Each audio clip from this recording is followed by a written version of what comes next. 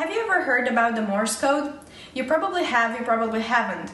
Well, as we all know the importance of telecommunication and technology, and thinking about the significant progress that humankind has proceeded in regards to those aspects, we are here to explain this ambiguous concept and to present our project idea.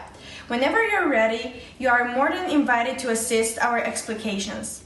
Morse code is a method of transmitting text information as a series of on and off text tones, lights or clicks that can be directly understood by a skilled listener or observer without special equipment.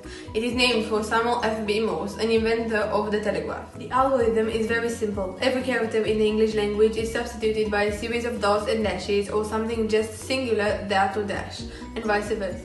Python provides a data structure called dictionary, which stores information in the form of key-value pairs, which is very convenient for implementing a cipher such as the Morse code.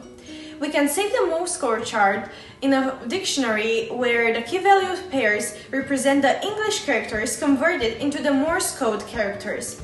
The plain text, the English characters, take the place of the keys and the cipher text, the Morse code, which form the values of the corresponding keys. The values of the keys can be accessed from the dictionary in the same way we access the value of an array through their index and vice versa.